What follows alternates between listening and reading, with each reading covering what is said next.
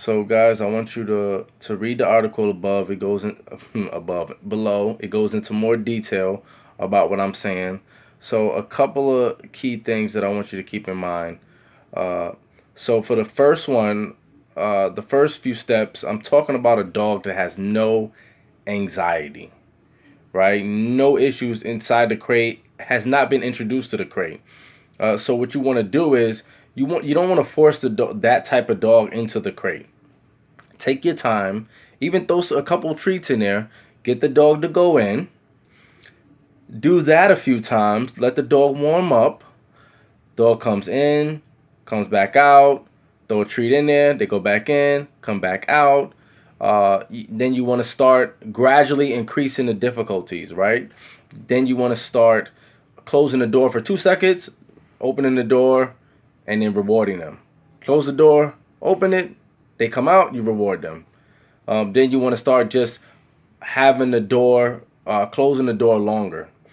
One thing I stress in the article is that you don't want to move linear, right? Which means that you don't want to go from 1 minute in the crate to 2 minutes to 3 minutes to 5 minutes to 10 minutes. You don't want to just keep going linear. It's very predictable, and the dog knows, and the dog just kind of some dogs tend to freak out like that. What you want to do is you want to go. I'll give you an example of what I mean when I say go non-linear.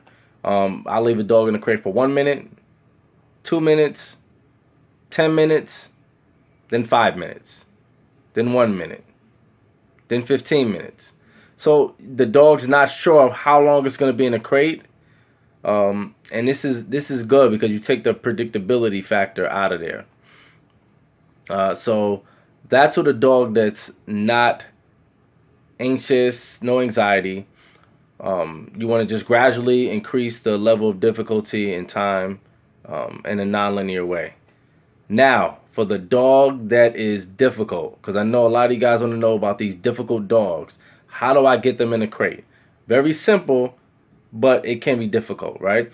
So the whole thing is when you struggle to put a dog in a crate and the dog is resistant, what happens is the dog ends up winning and learns. This the dog said. The dog learns that I don't have to listen to you, right? And they build up a sort of confidence in not listening to you. So after when you try to do it the next time, it becomes more difficult. And then the next time you try to do it, it becomes more difficult. So the more you lose to the dog, and I don't like to put this like an alpha or dominant thing, but the fact is, the more that you lose, the more the dog does not have to listen to you. So what you want to do is you want to when you tell the dog to get in the crate, you want to make sure you get the dog in the crate. So you want to definitely have the dog on a leash, right? Have the dog on a leash and collar. Even if you have to get behind the dog and kind of nudge the dog inside the crate. All right, so you'll get behind the dog, kind of nudge him inside the crate, and make sure that you get the dog in the crate. And that's the key. Make sure once you get the dog in the crate, the next time that you do it, it's gonna be so much easier, right? The dog will know that they have to comply, and they'll kind of figure out what's going on, and then you won't have no trouble with that. Okay, so that's it, guys. Enjoy the article. Leave a comment